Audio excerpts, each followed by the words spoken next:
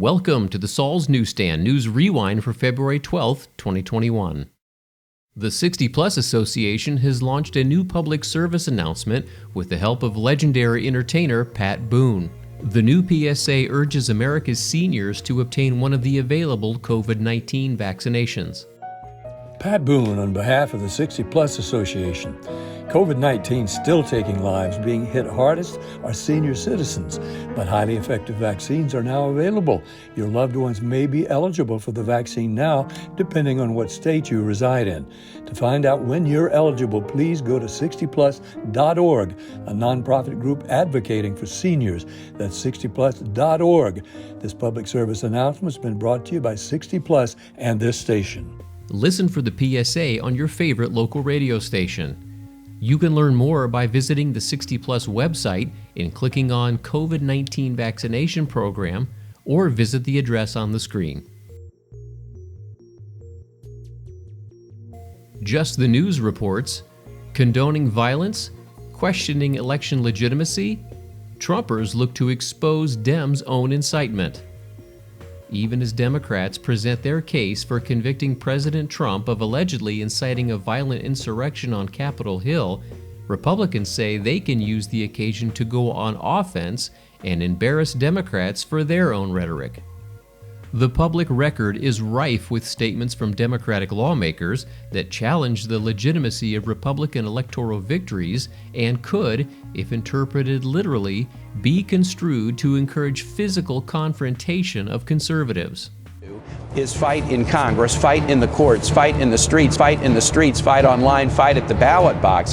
You get out and you create a crowd, and you push back on them, and you tell them they're not welcome anymore, anywhere. Their idea is, look, nonviolence hasn't worked, and we are going to try to stop this. President Walker, how do you resist the temptation to run up and wring her neck? Other way. That's it right there, pull it up. Because I'm throwing that piece of shit against the wall till it sticks.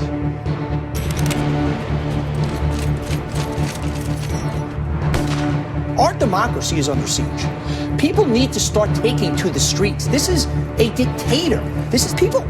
We need a revolution at this point. We will, as per Chief Jim Hopper, punch some people in the face. Spokesperson, the mouthpiece for the President of the United States, to say you don't know me. In certain quarters in this nation, that starts a physical fight. Look as his character is stabbed to death. And there's no mistaking the Trump connection. Jessie Jane Duff, co-chair of Veterans for Trump, told Just the News on Tuesday, quote, "Many on the Trump team are excited that he's actually going to be able to embarrass the Senate. He's going to be able to embarrass the congressional leaders who voted for this because their words and actions have directly suggested what they're trying to deflect and say that he has done." And finally, The Federalist reports, Biden considering stronger travel restrictions on red states than on Mexico.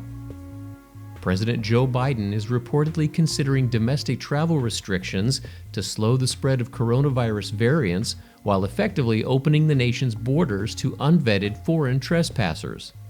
Federal travel sanctions on Florida, where the state's Republican Governor Ron DeSantis has allowed the economy to remain open with a focused protection approach to prioritizing the vulnerable that so far appears effective, would contradict the Biden administration's embrace of open borders. The New York Times reports that illegal entrants in Texas are not being screened for COVID unless they show detectable symptoms and are being released indefinitely into the United States instead of returned to their home countries. The new president has made undoing his predecessor's legacy on immigration the hallmark of his first 100 days in office. Of the whopping 29 executive orders recorded by the Federal Register, at least 5 have targeted President Donald Trump's policies on immigration, including a halt on construction of the southern border wall.